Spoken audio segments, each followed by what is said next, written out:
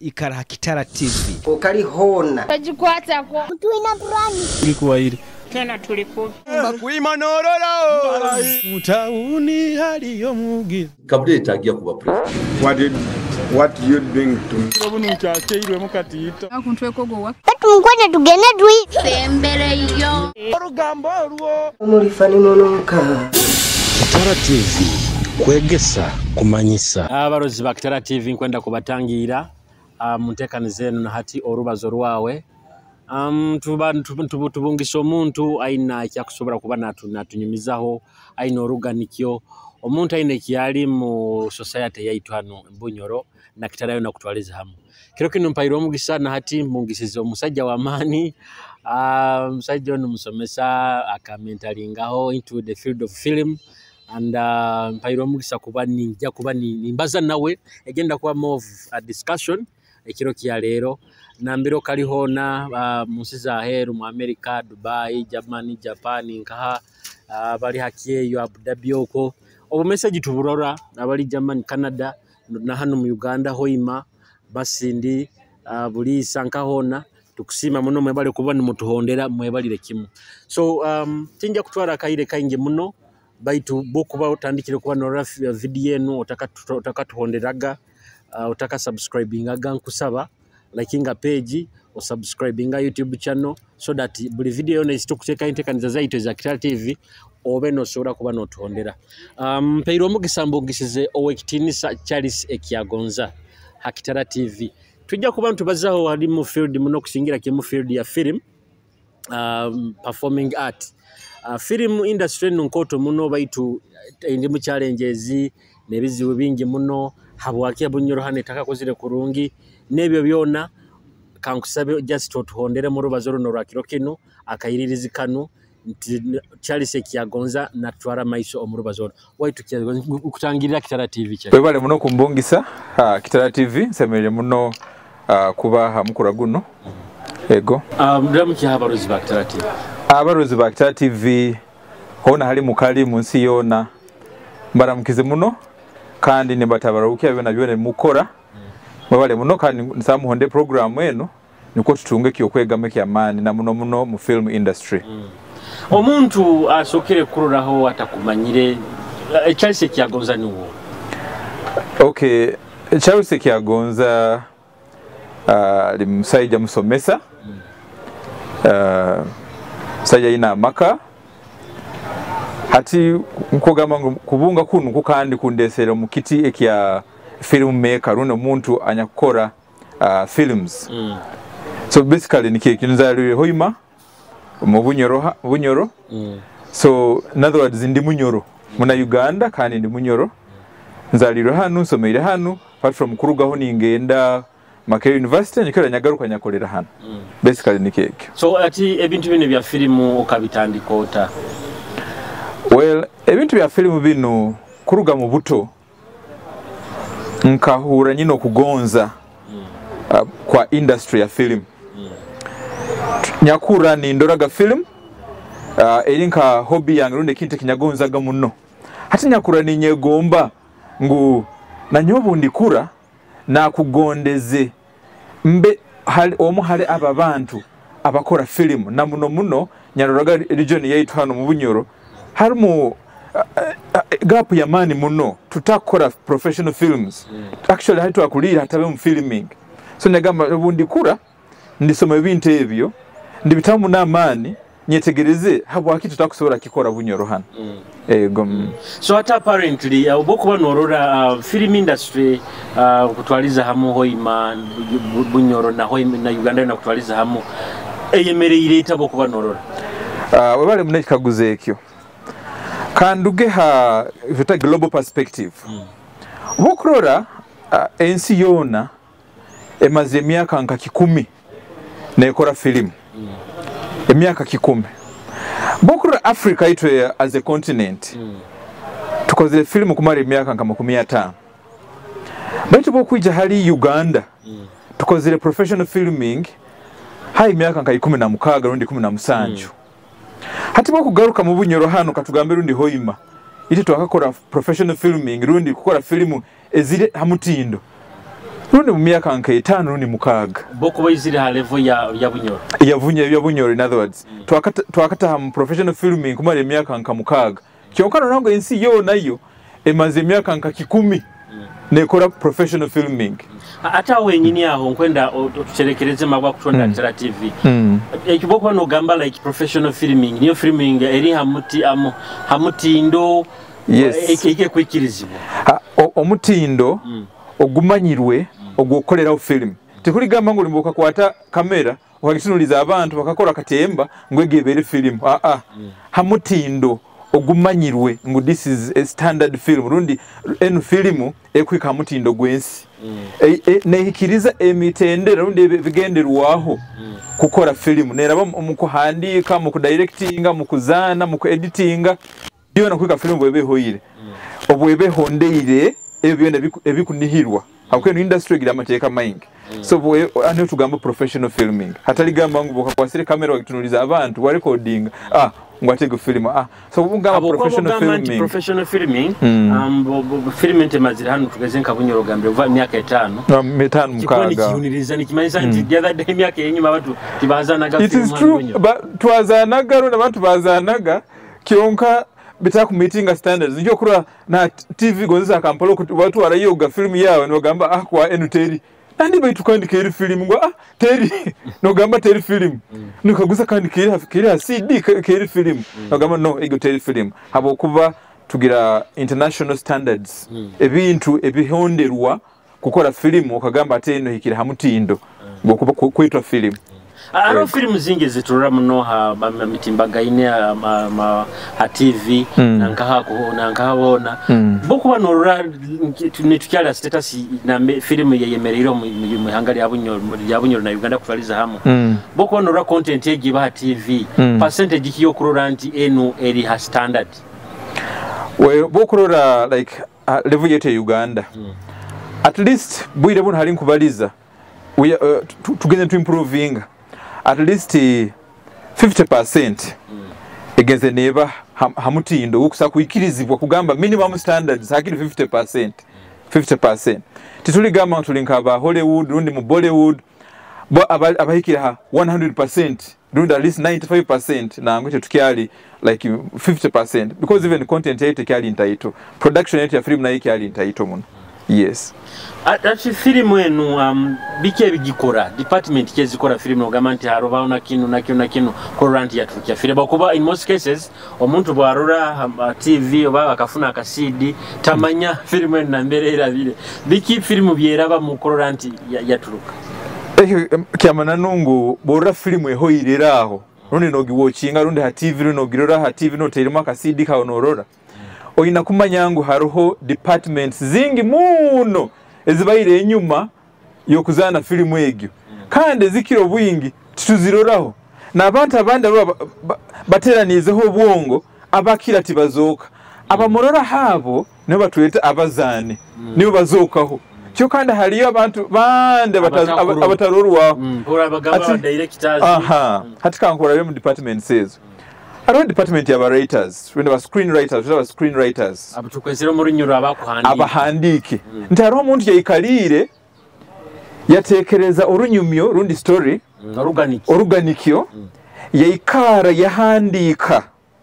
yahandika filmu egyo filmu zimurezo nabanza kuhandikwa ndikiri nke kitabo kiba kitabo kikoto page nka 15 kihandikirwe so umuntu gwa yagihandikire toja kumurora ha nguna unazana rundi nangwa baba yao so ego na department era hata rundi department zindi za ba directors nti oni wo muntu ajja kusoma filmu yahandikirwe eno amazire kugisoma na raba actors na bahabura muningo barazana ni wajja kuhabura abakawasire kamera ni wajja kuhabura abana bakwasire sound recorders so omuntu ogo niwaba nateka muno obwongo kurorangu orunyemerolo rubayi ruhandikiro buhandikwa hatiki fokere kisisani ogo nawe tazoka kandi abantu bandi barura film obugambo bandi buyija tubusoma hata abantu abo nibo urone bahandika hali screenwriter namuteka ibarali director ni wonko ogo hata department indi ya sound abakwatagana emizindaro baba ku recording sounds nti abantu bakwandi bazana filmu bahule bigambe ebi ego na department indi ya sound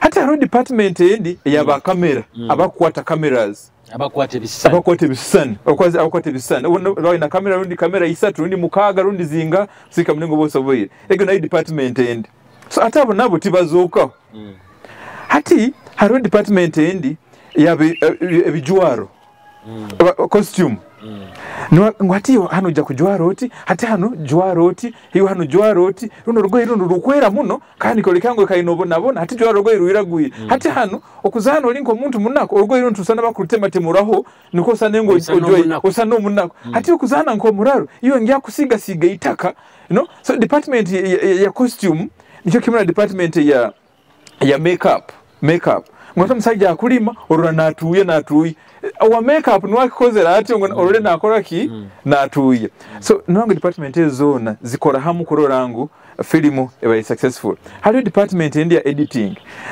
ono muntu anyakuteraniza ebisisane ndikana kamukwatire kuno kanu mwakakwatira kuno kanu mwakatira kale mwamare wiki ngaisatu mukwata filimu nabuteraniza nabuyunga na ihamuge ensobi nateraniza gahano na hano nateraniza sound ogo no tuta editor hatego na department endi ogo na otoja kumurura ha film no nazana nangwa hatuja kwa department endi yabazane the actors and the actresses hatawe niwo murora niwo mweta abaselebu hatawe niwo nazana the different roles rundi baina bigendo bintu byabo kwa hukana mabara kwa hukana hata aba actors hatego department niyo murora ho baitu department ezindi ziri turora department emu kyonga turora effect ya department ziri zone kandi department zino zone zikora hamu hati obahabo department gonze emu ekakora mwensobi hati film no gamba film teirugire mukurungi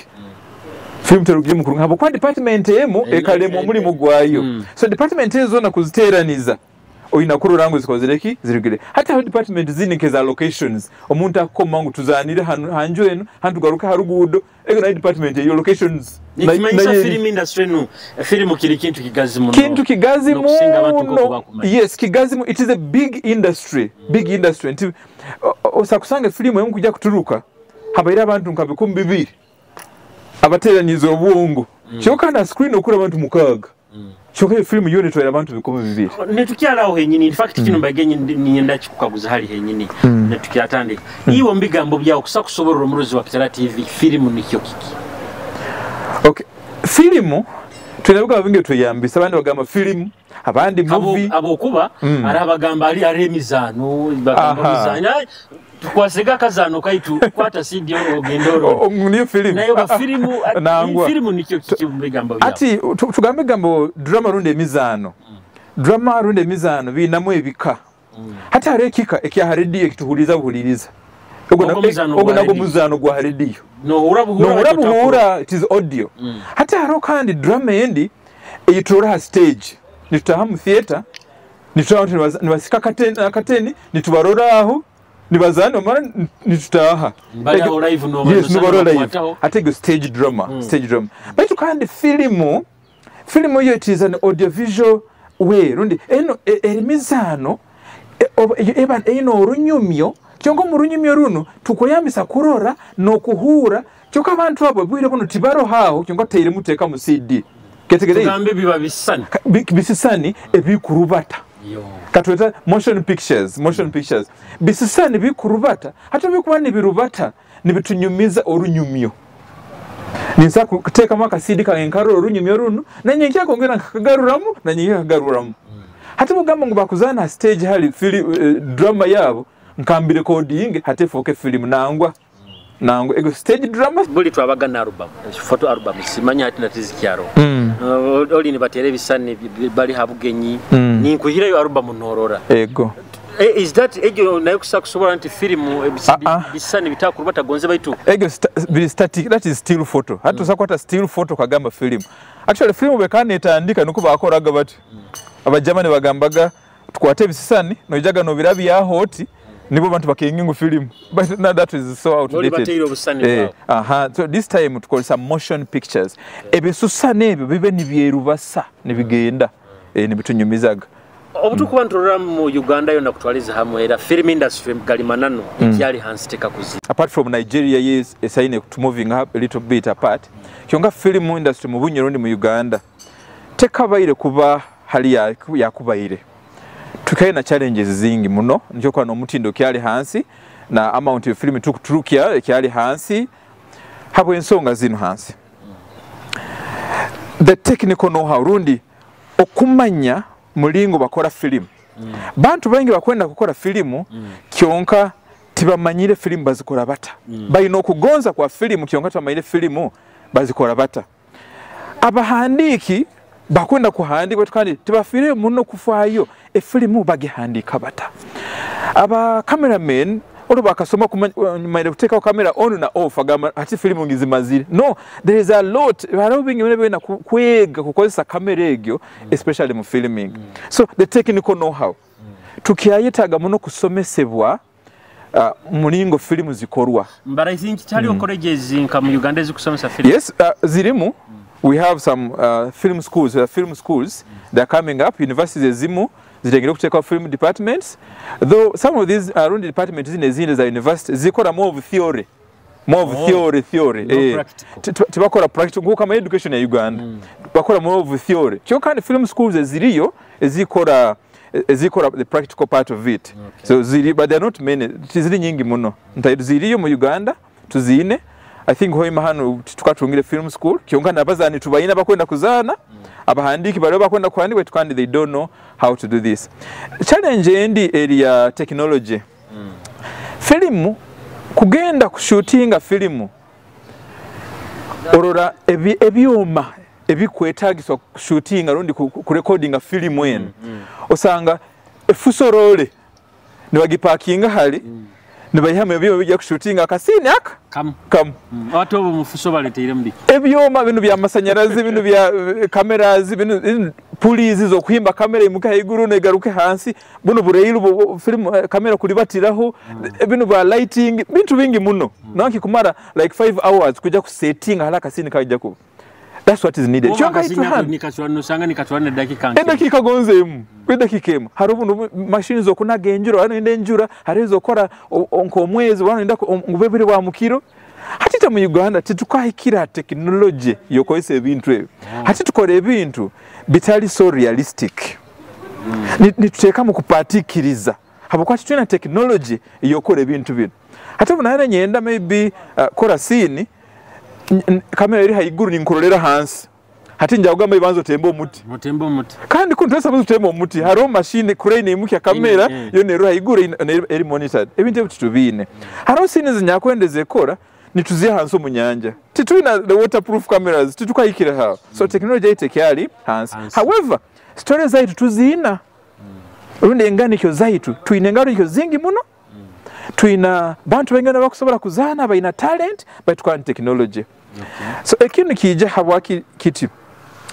capital ebyoma bino bya bei tituina sente zo kutekamu film industry very expensive oina kutekamu sente zingi nibo tuke kintu kirungi esende tutaina kutandikisa eri business ya mani muno industry ya mani muno eyo suppose kuanza kutekamu ebintu nibo kanayo kayihamu bokora emisore kutekwa ha into ka cameras bike tukozese emisore kyali ya mani hatukuya kura kamera yakuba inongi kushootinga film yawe eri milioni 50 it is very hard. I think hata uhenyine kya government emisoro don't we think na government efire ku government ate ebintu nkebe bikwato nkebyo oba bisale emisoro ne bintu nkebyo yeah we shall come to the policies singa government ekendezaho hamisoro y'ebintu nkabino ebikweyambisibwa kukora film then industry kusobora kukura eka subsidizing aronde ekakeya emisoro for example ha cameras computers ebintu bitweyambisa mukora film then now kikusonwa kiwa afforded but kwa limite bikara iguru muno kandi titwina sente ezo abisa kendi runde kintu kene kikulemesa industry eri attitude rundi entekereza omwana wao bakugamba tata rundi mama nkwenda kujoininga film industry ufokere muyayi iyo tu osisikaire okwana ogenda mbya film abazaire ronda abantu tibakayikirize ngo film industry kiri kinte kikusa kukorwa ki abantu bali responsible Oketegereza abantu bali responsible batekereza Filimu ku Filimu aro buturanti bagenzire mu kitabo babyama ukitumanye yes it's true one time nkaruraho na eka yashwekere habukwa omukazi akabaza ine Filimu balo mu kitabo na actondi hata musajja mugamba gendera kimu hati kwika utamuhaire akutwalire kimu kwika onyamuhaire tweta behind the scenes nti scene tukagikora tuta agenda kurora nto mu room omu tukamba bantu 12 yagamba nyina mukava munyonka amanyire bakaba mboka babiri kamera atakumira ne kamerero so attitude ya abantu bakatekereza Filimu kiri kintu kyabayayi kiri kintu kyabatabuzire kiyokora abalemere kusoma kandi kuno film industry entertainment ya high class kiri kintu kihanga liyo ndikusobora kwenyumirizamu ehanga likakurakurana lika contributing to its development just by the film industry oketegereza ehego so hati mu film enu yenyini etakaturukire halo tugambiraho ga departments nambere biraba ndabikebe abantu abakora film enu etakaturukire bikebiko mitendera ki film enu yeraba mu kuranti ya screen twagirora no kuhikanti yagenda CD ba group CD na bikebe okay film era mu steps zinga muningo zine sangenzi balizeho nti omuntu abanza natunga ekitekerezo ekyakwenda kuhandikaho then nahandika film egyo hati buhandika film egyo hati kana nagikwasa omuntu ondi rundi director nagisoma then identifying unarora mu abantu abakusobora kuzana ebikarebe biba biteiruweho nti hati mu film muno halimu umuvugi we pikipiki hati nasero omuntu akusobora kuzana nko muvugi we pikipiki rundi halimu omulimi hati nasero omuntu akusobora kuzana nko omulimi tikimanyisa ngo omuntu ogasanga ali mulimi obozana film oli musezi tikimanyisa ngo oli musezi nangwa ozaino oli nkaki nko musezi yes hati naro tumara then abantu niberengesa muno basa no kumara umwaka gwa niberengesa tweta rehearsals kwike obakakenga byokubaza kusikira bahandikire biri abandi bana kuzana filime zitahandikiro eyo kibi muno akaba umuntu ajya kupatika mu bigambo bye hati filime keziturazi no zaba America na bikibare mbazazana buri kigambo kibabaza kikahandikwa kiro mu kitabo umuntu gwa akasoma story egyo ebigambo byabije ko mu mutwe hati aija buri kintu kihandikiro hali toteka mu ebyawe uketegereza hati tumaraho begerezemo rundi berengesezemo kikumara hati ekyo kyo shooting a film nikihika niba shooting a film ezo etweta taking footage nibazana kandi kuzana bakizana mirundi nyingi muno osobora kizana mirundi gonze kama 20 kwikaboka heye kinte kinyineke hati nibo ebisane ebyo nibitwarwa omumuteraniza rundi editor niwe nateraniza busane obwo kusigikira hakitabukire kyahandikiro filime yahandikirwe nabuteraniza natekaho na sound rundi iraka eri kugendera rundi ebizine bikugenderaho hati nibo filime nekora ki netruka neija hakatale neikahamwa omuka nikanogirora ego andikwenda kutwara mu break onyumire bizina byabana bahano jana ile kizine cyo kwendeze tukuterere mu break ndi muntu promoting a local content kione kiora karore kiri haihi ba playing kasoka yakiri kya Bunyoro hano I prefer local content ego kalabarozi ba Kitara TV tukaino wekitinisa Charles Ekyagonza akuturabira mu film kiki era bamuki kubana ikolebwa nebintu nkebe tukainawe tujja ku bantu muhabuzaho film inamega soke hali ihanga ne mihabuze ebindi obutwa turugire mu break enu kankwereza akazina kanu kuruga mafigo west baketa kunyakunya kakunyumire then tujja ku bantu garuka na Charles Ekyagonza.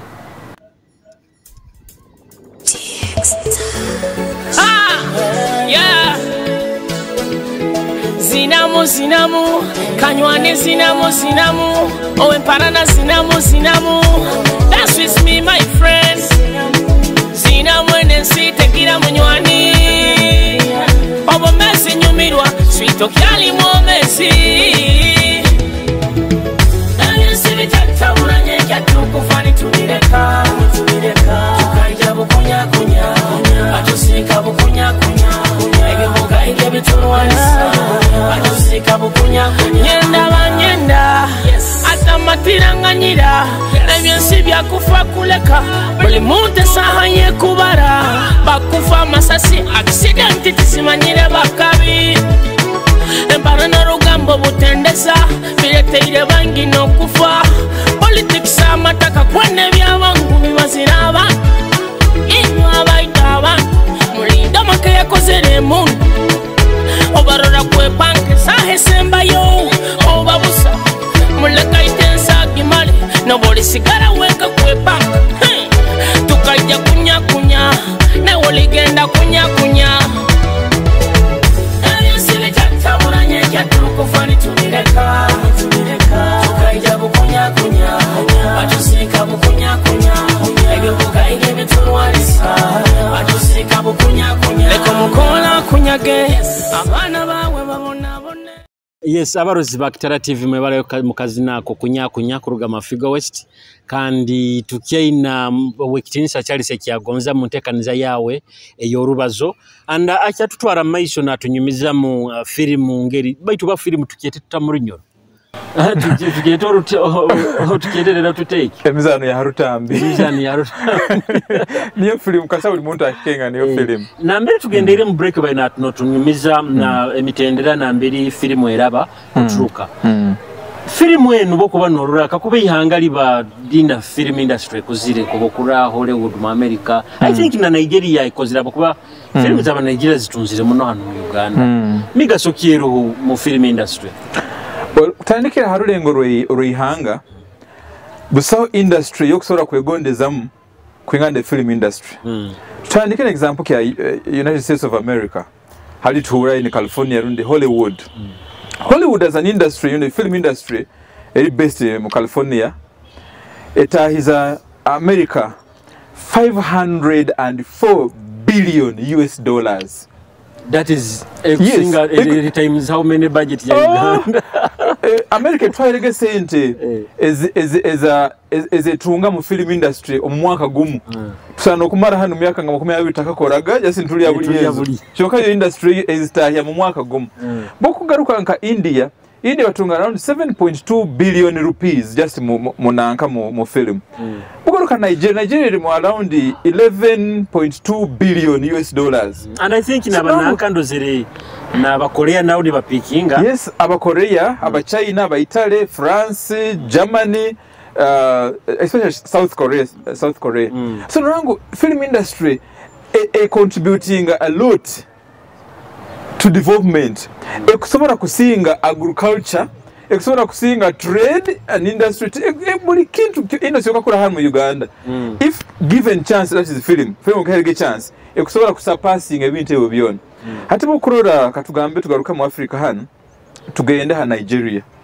Bwire buno busaho kintu ekyokusora kwegondezamu Nigeria kusinga the film industry. Habo kuba abo kandi bo bakagitahamu in bulk.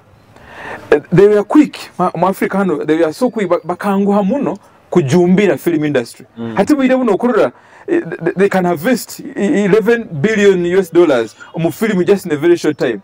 No, it is one of the sectors zokurora is kwatirire entire ya Nigeria. Yeti mu Uganda hano tukayikira even 0.001% tukayikira hano. Kyo kandi already ata ntera rulengo rwensiyone ya rulengo rwihanga. Kyo katika tugaruke ha society yitu hano. Nti birungike tukusora kuyiha mu film. Film industry mlingo nkugambire hoga urugurungu. Kintu kikoto muno kusinga ite mlingo tumanyire. Film industry first of all erendereta katale omu bintu ebitako takusa kugura nga cameras katale computers electricity gadgets sound gadgets katale ebintu byona bitundwa obuhaba haro film industry okabyetagisibwa. Yes, you get it.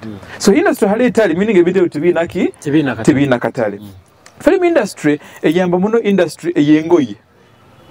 Haboko film industry contributing so much omunjwara no mu makeup.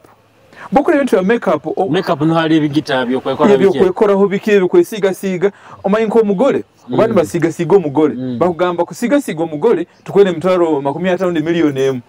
Hati imagininga tubagenda shootinga film hano film 10 buli kiro buli muzani bamusigire emitwalo 5 so owe saloon nabo banakola kinatungamu obutiki nabo banatunga oiro hata wenyini mbogamba nti nkebyo kwekora arobundura filimu aro omuntu asihukire oguna bamukozereho asihuke no raine kihoye nakyo babakikozere bukora ataiga mungu babamutayizaho nangwe ekyo bakisiga busiga arobuturani bamuchumita makashi bamuchumita even that one is just created yosa kuzani wakuchumita so no there's market for all that hata ro transport agoranga filimu sine kubanza muri Kinube egarukaho muri Buhimba egarukaho muri Buseruka hati nawe motoka nawe na watungire ha okay tegereza obwe byokulya mugire kushutinga filimu maze wiki 2 hariho kampuni ekubalisa no yokana watungireho talent ku developing a talent ya bana babagana sente zingi harubire uno I think mu Uganda tariki kwika levegyo ngo hariho muntu amanyire ngwe ndi muzani wa filimu nyo muri mugwange ni gwogo they are out of money gonzo gire mu America busaho muntu akusobora kubagana sente zinku ingana ngabazani ba filimu no bakuba bana bamuhura bazani bompire tubasa kwingana ba filimu. So you mean ha nsonga gyo yenyini nto muntu akusobora kuba kweyemerezaho nagamanyo we like nkobokura mu teacher I'm a teacher no ndi muzani wa film exactly so nyo nyenka okura I'm a teacher kyonka bwire muntu li mu lockdown timusaga mungu now I'm earning from my work no kyonka I'm earning from film I'm earning from film because film kiringiti yokusa kukora omubwire bwawe I'm a screenwriter at least every month I'm getting an order someone is ordering for a script bojenye script like that so no okusaga no maiso no okora because film yo tegira obwire manye njure guire manya atumusana gwakire hati banze tugifuire manya like agurukawo cha no film no kwa tinga abunyoro hano tuina amafuta yes mukama yeba yakatweza amafuta kyonka that is an exhaustible resource nti harahe myaka bajja kwayiga amafuta ago bwire bukayika gakahuwayo film tokusagi hage kahuwayo ye kurabukura urano ijuka kopa yabaire kasese kopa ko bauti hati bitabifurukwa bikahuwayo so at one time ulisanga naite hon mafuta kekoze ki gatero kyonka film industry yo eikaraho kandi eri industry yo kusa participating amundi kugobora amu hamyaka yona omwana omuto azana film omusajja mukuru azana film omuzeyi azana film unlike the music industry kizi muno kuro omuntu emyaka 8 ali stage ali mu yo hello myaka 8 kizi shoka mu film hanayoka kakukura na talent yawe na demand yawe nekora ki neyongeza na akana kato uranikazana omuntu mukuru nazana buli muntu we na participating oboli munyadini tole munyadini film industry etwala abantu abo bona ego hati film eno izite masinti okusobola kyeyigeseza kuba nozana filimu nozihandika oba nti omuntu alina kugenda mpaka mu isomero akabyeka ndakayikiraho nkakujukiza kataito ngu filimu kiri kimwe kintu kyo kwahura history y'abantu ntakarugira ha bugendo bya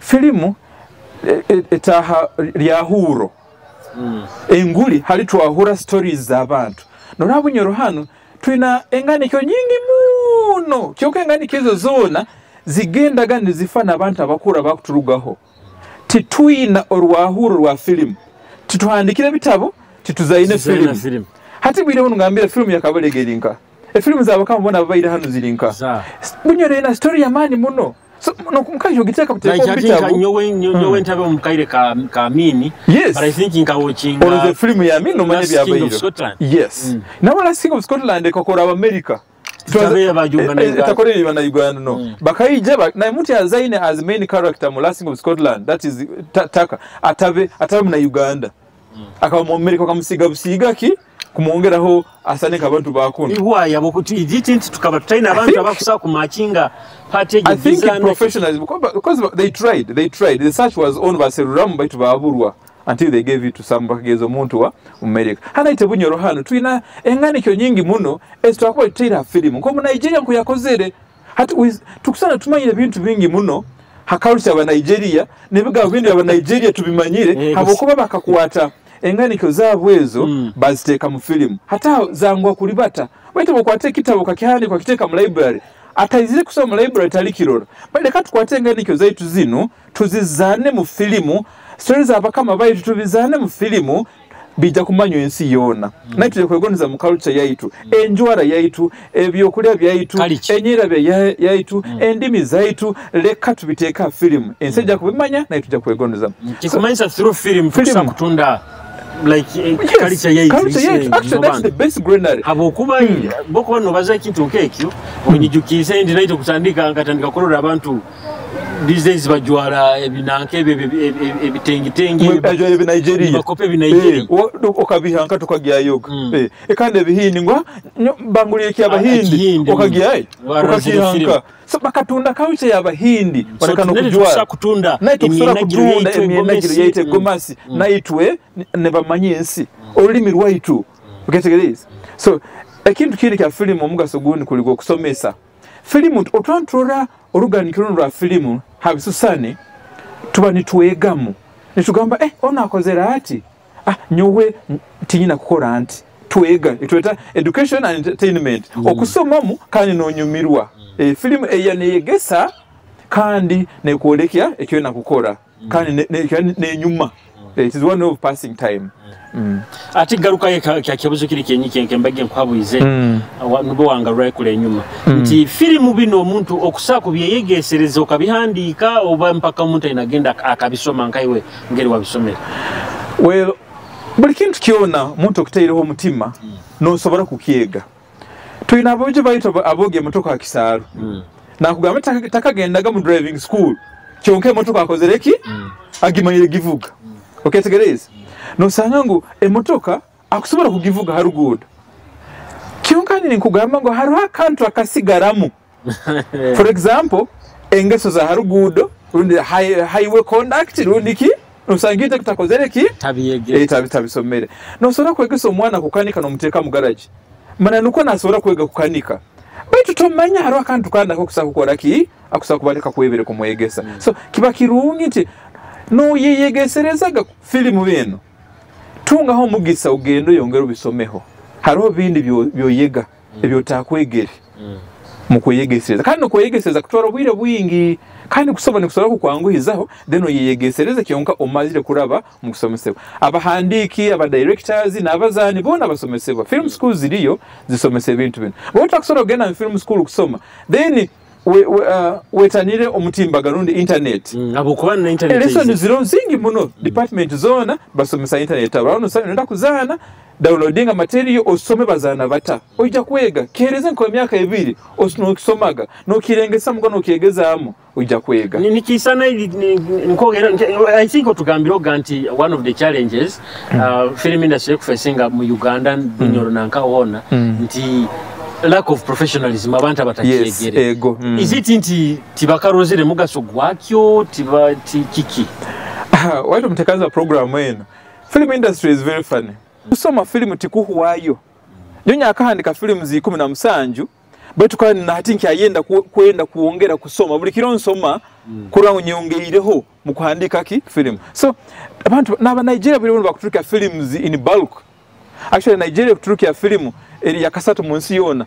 kuturukia omubwingi bwa kuturukia filimu baina bakyasoma so kiba kirungi ugendege nokora ki no yongera otugambire nti oli muhandiki ohandika filimu zino kandi nozitunda na bikika magezi kige wakuhaire omuhandiki wa filimu akutura Kitara TV well hali ogwa kwenda kuba muhandiki wa filimu ekintu kyo kubanza oyina kuba oyino kugonza akintu kyo kukora bayingi no batagamba kwandika filimu ahandika page 10 na yahura banzo beno kugonza waba ino kugonza then hondera bino oyina kuba oyina orunyumi orundo ruganikyo orwo kwenda kugambira the rendition you must have a story to tell oyina kuba oyina orunyumi rukora ki rukwenda kunyumiza abantu ekintu ekindi oyina kuombeka the characters rundi abantu abajja kwa murunyumi oru abajja kuyambisa kunyumi orunyumi mu filimu omo let them be lifelike real life people we can associate with runda tukusobola kulora filimu halo kagamba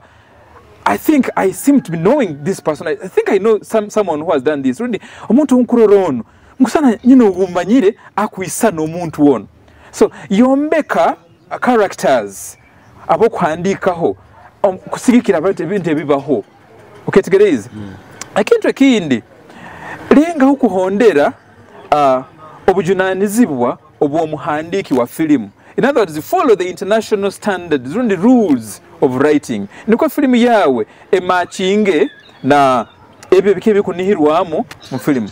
Kankweze kyo kororwaho. Bano handika filimu. Manyango haro tweta a protagonist. Rundi mukamu story eno omuntu otweta main character. Main character omuzani omukuru. Yombe ko muzani omukuru ogwo aine kigenderwa ekyakulenga okuyikiriza omufilimu. Okay, together is the protagonist is very important in a film.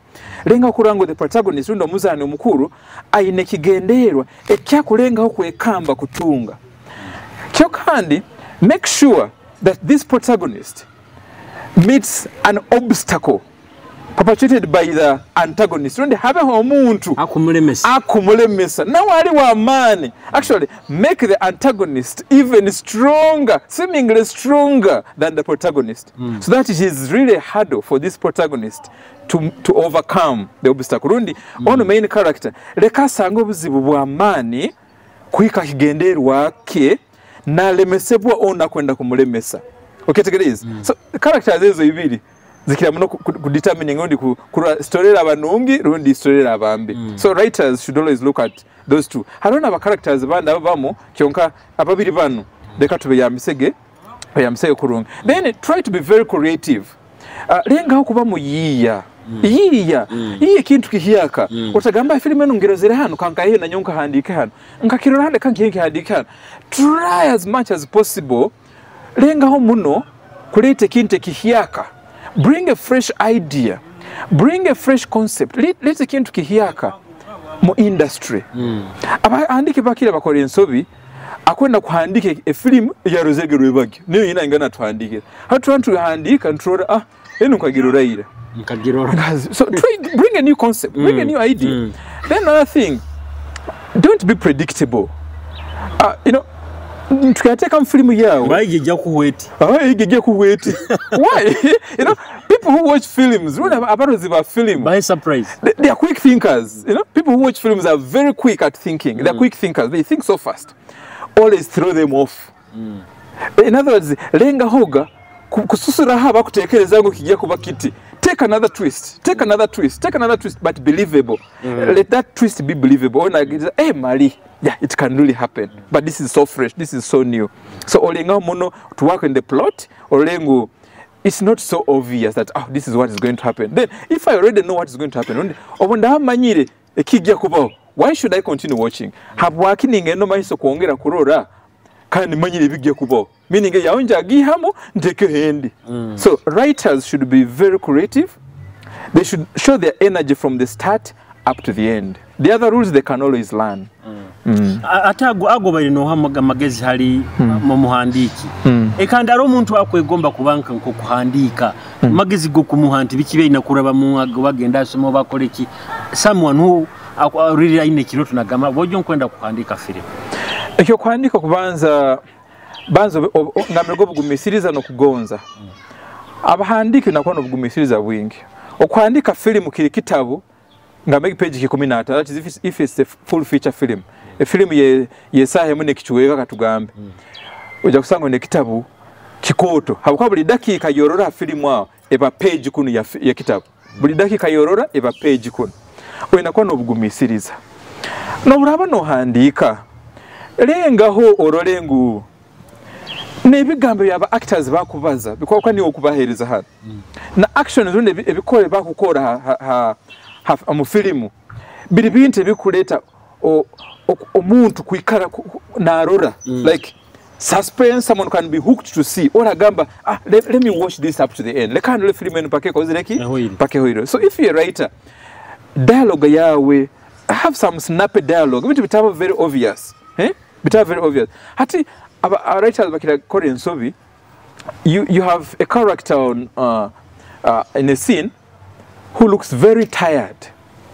Rune character juahire muno. Hana kana akibazango bojo juahire muno. That's like a repetition. Oredoke irangwa ajuahire. So don't repeat. You get it? So lenga kuandika ebintu bitali so obvious. Allow someone to think through. Dekola ate obwongo kwetegereza kyokora ki ekyokuhandika rundi ekyohandikireho. Yes. And then ekyabuze ekindi iwe filimu boba no handika filimu kikutwalira kayire kigamba ati nturukize filimu yesaye mune kichweka biro bibiri kiro kimu otwara busumi kikutuka filimu emu kisigikira kuandika filimu na muno zinesweta full feature films ezo razine filimu endairezo eze sahe mune kichweka sahe ibiri sahe like that dakika 5 like that zo tweta full feature films filimu ezo osana kumara emyezi mukaga no gihandika no handika filimu filimu emu sakumara emyezi mukaga tuna abantu bandi nkaba James Cameron oba filimu agihandika emyaka 15 mwaka 15 handika filimu zaba Avatar Titanic 15 years wona kaandika filimu emu hata kana rabande benda kuandika filimu 2 days ngubiro bibiri ngiturukizeira no that is shoddy work. You can't write a film in 2 days. You can maybe have a sketch of this breakdown, maybe part 1, part 2, but you just can't produce a film script in 2 days. Arona bakera nyinchaka nagamba ati nje kamera au cameraman aro batoja kwa mukazi wange nyoja kwa musaija nje ngendo nchumbira hano. No, that is unprofessional filming. So you act without a script? No. That's not good. So ati hiyo kikutugambe over miezi mukaga. Like 6 months. I need 6 months to produce a full feature film. Yeah, 6 months. And my clients know it that you need time because I produce something that really someone would like to watch again and again. Yes. So ati nka client bakuje na ganti na kupapisa ntikwa filimu gimpandikire mu kizingaye no mwezi gumo nizikulema no mwezi gumo kusa kugimuha agambire kada mwezi gumu harona abe wiki 3 yo gimpe mu wiki 3 nayo no saka kugimuhereza kiyo kandi ati nkanywa professional writer filmege yagenda ibara lyange yes iba tokwenda ibara uli sister no I really ngendikolere for over 16 years in film writing so I cannot release a shoddy work because client akwenda bwangu. I always tell the client ngama film yao yokwendeni ekwenda miezi 8 bakwana ga maybe okay we can co-write haru tuhandika no muntu ona ga maybe tuli ba writers basatu yes. Tuli babiri hati we didn't tubuke yao that's fine rero nagama mpandika this part nyome minja kuongera here like that by to you need 6 months to write a good film however it's because when I do teach I'm a teacher mbaye gendi muruhumura then I need like 3 months producing a film a standard film ni tukubaza ebisani bino ebikuruba tango kutugambire abantu bafuna bata sente mu filimu abo ko omuntu ajja kuteka mu sente agule kamera za bei agenda asome omugambiro mazemezi omala miezi mukaga no handika abantu abazani ba filimu abazi directinga abazihandika fine ozihandika no gitunda but bo bafuna bata filimu etayeta sente well filimu kurugira kimu mlingo ngambira kutandika department ziri nyingi buli muntu wena unkabalize hoga aina mlinga atungamu hata ukura like script ya filimu mu Uganda because we are still a bit cheap film full feature ranging between million emune kichweka na million 5 kuhandika just writing million emune kichweka to million 5 ego ni level ya Uganda but kwa munsi za heru film script million 25 za Uganda just kuhandika so guli muni mugumuntu akusakokora abazani basinga no kutungamu abazani bukura mu Africa hano abagayiga Nigeria agaga bakusinga mu Nigeria bona ba film actors kategezi the kan mu Uganda halo kurorangu abantu abaina sente niba politicians ba businessmen no obwire ujja quick olem now the film actors never taking it over aja kuzana film emu agihemu milioni 8 kyokana na film 3 eza kuzana at the same time so that's how we are moving kaba Nigeria kubarora akura bazani kaba Peter Doch akura ba Genevieve Naji okura bajimu aike abantu ngabo kubeta on set kuzana filmu yawe emu wena kubo ino bukaide kumuhereza yoko sanga mu wiki emu aina filmu kaitane zako laki ezakuzana so nabazani batungama ba film directors they are paid nabasa surua there's a percentage baba ikarize na kampuni kurango bakoraki ba directing a film just like the writers bano ba costumiers ba DOPs ndabana kwasi ba bisane ba camera na babagana ba editors babagana ba costumiers bana bakujoekya no bakoraki babagana abakamu ba maju hari mani muzanira ati bere mu Nigeria kujya kupangisa enju kuzanya mu filimu na rent take yakora kugama ngo rent kanti mapangisa bokomeke enju yawo kapyata banyanti bajagizana mu filimu ezo sente ziyakoraki zijja kubawo nemara kuzanira muno ogihindura erangi n'abaana bagende bazaniramu. These things will come to Uganda ye mujja kubirora bijja kuiki. These big hotels ojja kusanga ne bakola sente zingi muno mu film industry n'okusingaho abakuraramu. Yeah, oyo nagamba hotel yange eno specifically for the film industry. So ojja kurora bano ba editors ba marketeers ojja kurora ba marketeers, businessmen will come. Okay, ba brokers ojja kurora ne bayija mugawo, ojja kurora ba lawyers because every film company has a lawyer, ojja kurora ba lawyers nabo bakutungamu. So buli muntu wena agobora mu film industry unlike other industries. So niko industry. So watu murozi wa Kitara TV ugambire nkoko gamba abazani ba Nigeria bakufuna mu sente. Mu Uganda munawo tunaba abasajja nkaba bakufuna sente. It is true. There are so many Ugandans abakutunga sente obumezi bwabo bwona babutayire mu filming. I may not cite so many for reasons. Kyonka tunaba tumanyire. Tunaba Maria Mundagire, tunaba John Segawa, tuna ba Alex Mkulu, twina ba Abe Muchivi, bazaine on international scenes. So they are making a lot of money because of film. Hata kirakora tune into Ugandan channels like Palo Magic. There are film zikuza now. Tune into other TV channels mu Uganda han. Already film zero his abona bazani. They are earning from that. Mkwenda kutwara munanka mu break ya kabiri then bo tugaruke tumalire program ogambege tokenga kurunge bizina bya bana bana bona mbagonza. I listen to so many kyonga simtingo kwa okaniza singa kubunyumi biona bienda I just ulikimukina mu kinyumira ariko ambaye ndagira bayeze kyona kyorakinda kiraba so murozi wa Kitara TV nka tugenda break tukena wekitinisa Charles Ekyagonza so kankweza kazina kanu kuruga ma Prince Keza baketa baby once kata then tujja kuba tugaruka na Charles wa Ekyagonza osigara Kitara TV.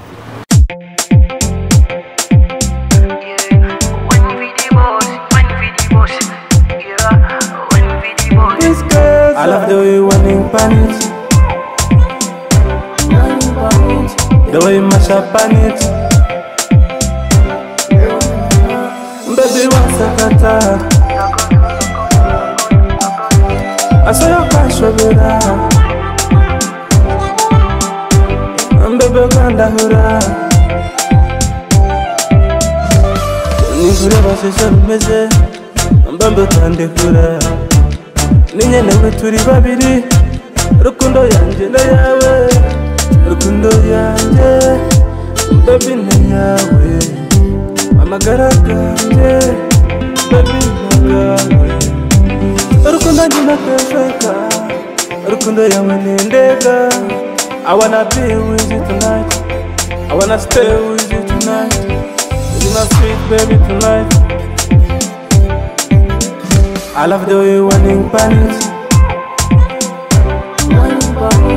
the way you mash up panic. Baby, what's a kata? I saw your crash over there.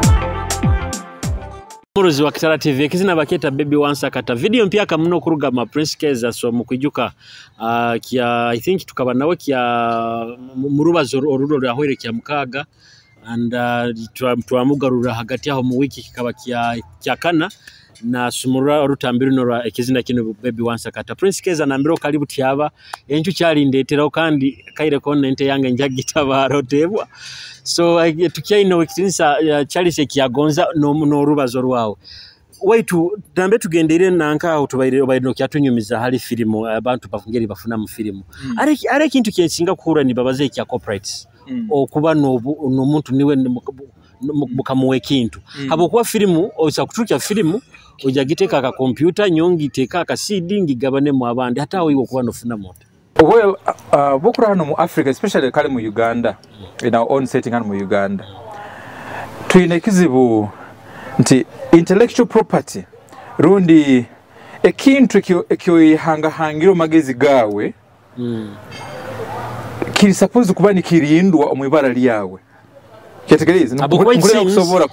seems niyo na challenge abazini nkura ni bazawo. Actually kiri mu all creative arts mu Uganda. Kizibe kiri mu filming, kizibe kiri mu music industry, kiri ba comedians, bona bakakora ba dancers, bona bakakora performing arts. Twine kizibe kya copyright. Nti twino bwana nyine habintu byaitu.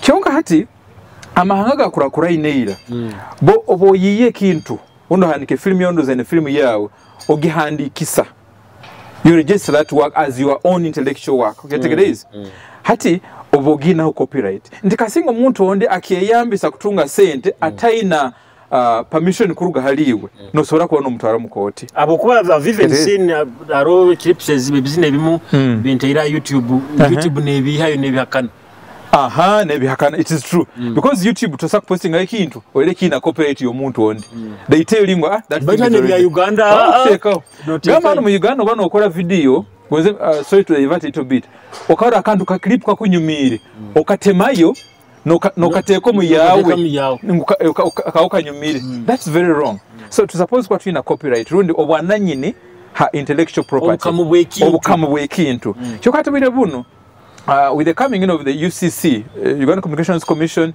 URSB but the whole procedure nturaho trukize film yawe film ogitwale ogihandikise as your own intellectual property okay guys kyokandi most people don't know this procedure ndokusa kuhandikisa ekintu kyawe kyo yiro mbongo bwawe kwa kihandikisa kwa there's some little charge that is put there first of all nakina meeting a certain standards kurangi kuhandikwa so I'm advising about filmmakers mutaka wale kutunulira ngo mwengo try to losing a lot of intellectual property deka tubanze tuhandikise filmu zaitu you get it is tuhandikise the good thing UCC bwire buno yundi Uganda Communications Commission ete yona festivals to promote the film industry so copyright kikyali kizibu first of all abantu have had bageta Uganda Film Festival buli mwaka awards nabikia yes buli mwaka so norangu copyright undo bwananyini bwa film zaitu tujja kubwikaho obuturahandikisaga film zaitu kandi now after that borogi handikisize omuntu oli yeja ko musa mu clips undi picking at the very story yake nayo yagizana buhyaka nti bokutwala muntu no mukoti haro follow up nti muntu naraleha runda arafubirwa so ikona kirao categories otherwise the copyright is there kyonka temanyirwe na bantu bandi actually they don't know that it can work even if it is working then it is not helping the artists so much nijokola industry yetu especially in the performing arts tuinekizi bweke ndo oturuka film kirokino film ogiteremo obukaide 20 akwabiro bibiri ogenda street osanga copies zira street ola kuzitunda singiru 10 na tunge sapa yokulya na ginaga okay guys so because tokozereki togihandikisize rundi the law is not being enforced bine buno oturuka film ogenza TV is supposed kugura film egyo TV is supposed kugigura to show it but I think I've seen abandi ni baisana bakusaba TV niye TV zindi okwikayo no yesenge shali muteka film yange no the TV is supposed actually to pay you the filmmaker no but no tunda filmmaker togi tuna nkabe yeno ya kumita no it's supposed to show that film habuka ino mukwa mukozereki mwikira nize kusikira agreement yanyu categories do we have nanka ati film industry yekugwanka ekugwa is it byo kubaza bo haba ina kubi enforcing is it UCC hati UCC is not a ministry hati performing arts bagena teka mu gender, labor and social development because we don't have an independent ministry. Maybe this is a ministry of maybe performing arts, maybe creative arts. It's not there. Is it UNCC, Uganda National Cultural Center? Cultural Center, UNCC. Now it is supposed to be in a certain industry. You're not putting it in gender, labor and social development. Independent. Those are not ministry. Those are just organizations. UCC, those are just government organizations. We are supposed to have a ministry. Like a ministry of performing arts. Performing arts, creative arts, something like that. Music, film, comedy, dancers, what? Bonavo. We're supposed to have one umbrella, not just associations. Then I can take corporate to gamba corporate na biki tunda. Arokisiwe kindo muntu akura Kitara TV yakwe habuzanta ati nyobo ndatuka filmu yange filmu na umuntu agitunda nkaha biki muntu benda kora anti filmu ya gitunda mba bobo ina filmu yawe and it's a quality work tugamba ngu ekwika n'omutindo I advise you banzo gihandikise bano nange kwika omutindo banzo koleki ogihandikise URSB ogihandikise as your intellectual property. Then from there twina marketeers really marketing agencies mu Uganda hano ezinya kutunda TV nanka films twina TV stations big board enough hikayo marketing department TV negera marketing department hello hika no gamba I have my work here nyina film yange kuika mutindo they will preview and after that negotiate on the price ntenyo film yange baguza maybe habuka ide 10 mugiteka TV go to another TV from there go to these libraries negotiate with them let them have agents film collect marketing just like the way you market other products categories niho buzibu kwiziraga with the copyright oli nakwata film na agiha mu copies na agitunda you find them in libraries on the streets abo kuba muntu batulika film kikisana nkobondura nkabazini abazini abamu hano muntu batulika nkizina film abe excited muno na akirubasamba computer bona sweet busa no and because you are putting money shooting a music video, just music video, you need a lot of money hati wo ku marketing irabusa because okwenda bwende ibara mwakanine ndiriaize bivulu hati bivulu bitali bayo. So that music is supposed to be sold. Ukwagonza like on the internet, you're supposed to sell that music there. Ukwagonza YouTube, after some time it will start paying you when you reach the viewers. To pay you because they know this. Get it? So leka turn to leke kutekereza mu kugabira busa. No, there's always a way you can market your creative work. Enyuma hali tubalizo hali film industry zikuzire nka Hollywood, India, Nigeria and na Korea abo kuba I've seen ndozira abakazi bwenda muno mbayo akakorea akakunyuma.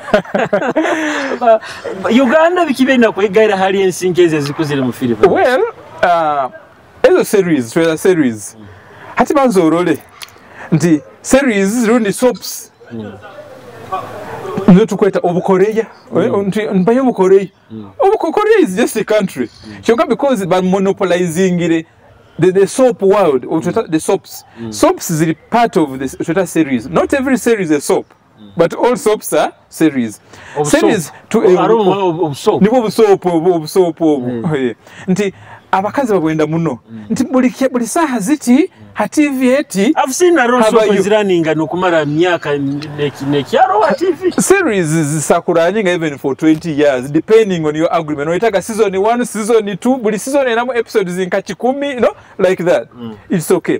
Esho kiba it is a sign of a well developed film industry namugana no tukulengaho those series ni kiki series niyo e filimu runde kikaki ya filimu enyakuraninga obwire burayira tojaga mugiyagirwa no mukiro kimogi maleyo okusa tukara hano generations ya South Africa kamara myaka 20 so norango zibandaira muno so tokusagira mukiro mukagimara hati kibakora bazitema mu into episodes nti buli episode yabadaika 40 buli episode so osanga baina episodes runi kakumbitana Filimu akastreni kagenda gakatyo na actor nako na sana akura nako for a very long time hati akitabwa akura kanyeta hati kibaji of course abasa nakuzira umurongo niwona akuzira I don't know gama ngati I don't know kufabo kwa afira akitafire bagenda kutandika ku screening hano kuli film babagishooting bagimazire afoko niyo kurana mu bantu run film ngafire kandi ali muzani wa film as even a creative writer orufure ruteka mfilimu no teka mu character only after all in series you don't have one single person driving the plot you simply rely on cliffhangers you keep introducing new characters but there is an interweaving storyline there's something because the log line is one so haroho akanta kuba no honderera aka story categories but the actors or characters baba bayingi for example munkatinka nanka I think money heist story kaba yokwiba sente munanga munambe muikoro lya sente yes you that means as a writer and as a maker of such a thing you have all that as a story idea to choose from to make your story run chonka ijukwangu there's something habaye kintu ekikuteraniza episode ya ijo ne ya kirokinu ne ya nyenja na kiri hata uko kuba kuhandiko kya iguru You get it? Bintu ki Uganda film industry ya Uganda ebe inakoperaho hansinkezo ezikurakura narurengo. Well, leka tupopularizing industry eno kyokubanza tukeye emisoro habite yukwetagisa kushutinga na government yonke kusobola kwetaba omukusomesa ebya filimu ebirekeide private sector.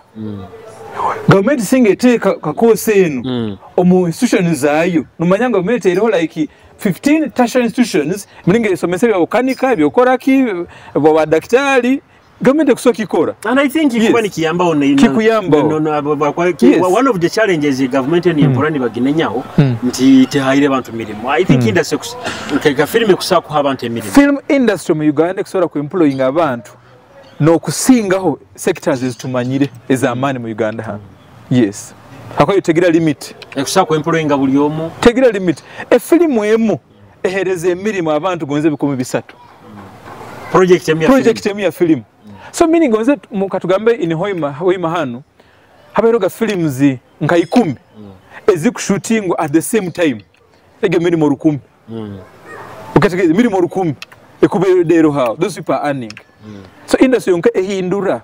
So government etekemu amani in the teaching of this. Naye kitekemu amani etakirekera yasa abantu kuegesereza na government kusoba kuegesa abantu mu film. Aro film zendura Noranti film bagikwatira nko mu rugudo bakikora batabemereze motoka kurubaho ati filming niyo ngambira expenditure hati let's say hoima city han nyina sini nko na shooting ha main street njagena nsawo rukusa nti rundi permission twemereze traffic kuruga maybe kuruga karuzika kwika ha hoima hospital ruguru traffic go yona ngiheho nteke motoka ezange abantu abakuli batabange specifically for that scene maybe suppose kuzana oka scene maybe haro mutu bakuyirukiya rundi haro motoka zikuvugirwaho like that so orugudoro orupangisa for a specific time no gana mistake answer no pangisa orugudoro no teka ebya byo kwetaga birugeyo hati bo maragazanira harugudo orota pangisa rotairo your own background actors hata abantu bemerana nka kurora so it appears unreal. Ndinakurura film arora yi ekandi balabemerera inyuma kuri. So nikiora sometimes tujja no pangiso rugudo no binga abantu usana gamba amaduka gakinga no gamba hati urugudo runo muduka jakinga. So meaning you have to compensate abantu ababona. Ola kugamba nyo mukiro kimuntunge mtwaro 10. Hata gambira hano nyonkinge yakuza no filimu. Yes, meaning nyo zange zimpe. So nikikura it is very hard bila kugamba ko kinga urugudo because you need a lot of money. Once akuturukia filimu emu it is such an expensive project. Kisigikira filimu ki. Haro is what a big budget films. But I run a small budget. Haro filimu yokusa kuturukia noko yamise milioni gonze 3. Haro filimu ye billion emu. So kisigikira agawa goina nigokora ki nigosekesa. You are mu industry ya filimu hano Bunyoro. Inyo hano industry atinka ka sente mukosanka sente zinga kufukia filimu. It depends. Usakwetaga bukaide nka 20 halevo za films za han za hoima han because they are small budget films. The small budget films bukaide nka 20 ekandi nanka documentaries na bikebe bigwanka. All that is film screen content.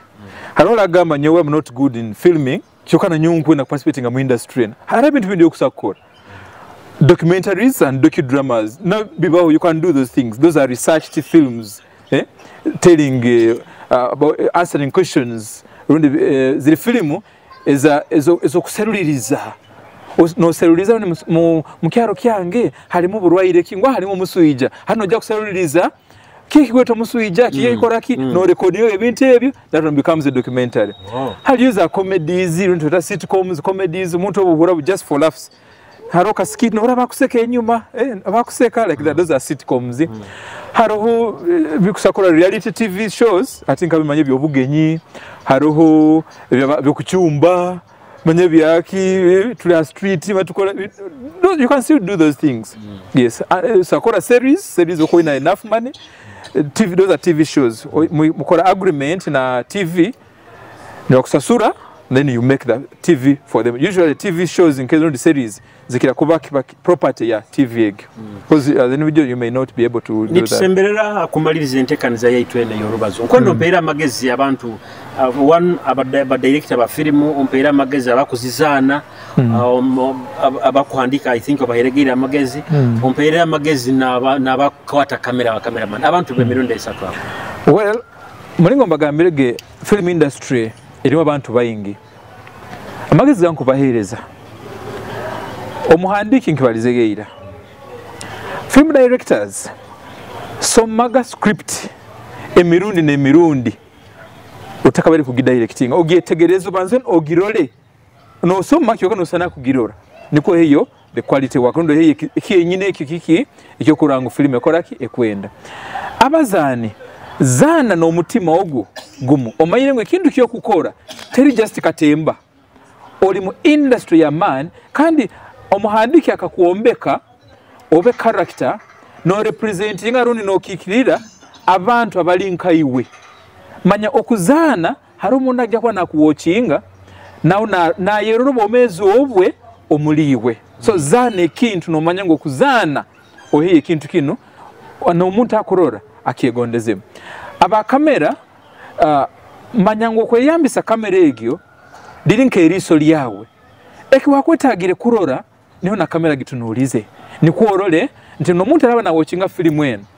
akoraki akuba nanyumirwa kamera genderaho nka sound systems mufeoga muno sound systems genderaho lighting mufeoga muno lighting ogana ora film ola kwasire film party half ero musana ekumwoki ya maiso party akuna ero mumuirima so tikiri mu script kyo kana orango kisano kisire rundo the framing the short types byona even mukuvanya ba cameras dekatweka utagambe unkasanya omanyire kosa kamera what now I can shoot films Filimu hirikinte kira levendi ngwanyo nkwate bizina now I can do any videography and cinematography dekatwa okanizege so brown manyire ngo you have an idea filming mu bizina that is videography hatilenga okusoma na cinematography olengo now you can tell a story using your camera so nabane na department zini zone nabantu abakutura bwire buno the audience now leka tumanye ngo film nicyo kindi kikusobora kutunyumiza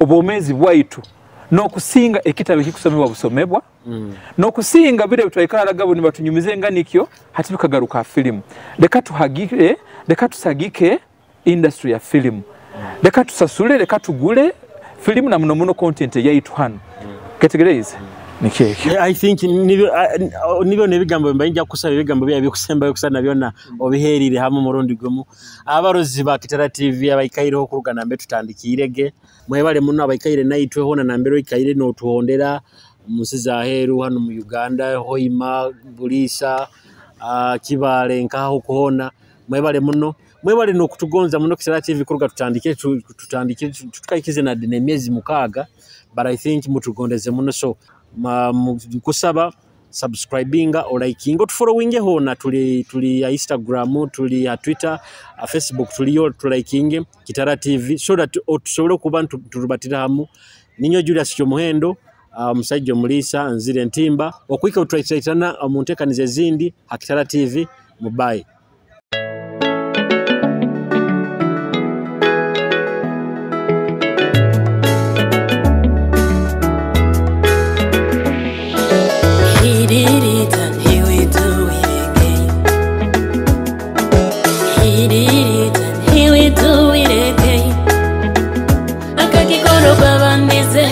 Kikora no kundi akakwihayo muleba nagunara kwihayo na umuleba uweta stopinga ebye bikana nebihappeninga kali leibanja akali sasura na kuna nasasura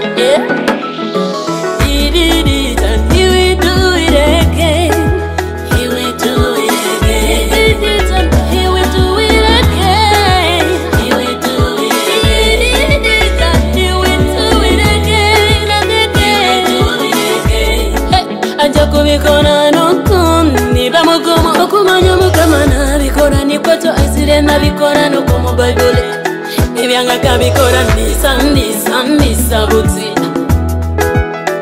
abinarabikora kandise butsi ebyanga kabikora ndisa butsi abinarabikora kandise butsi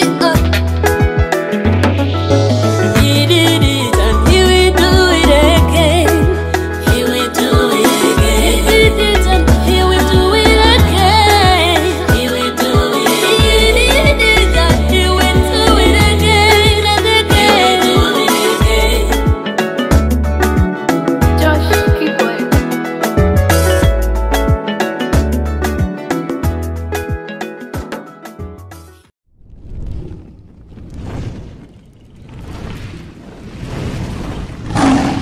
Kitara TV, Kwegesa, Kumanyisa.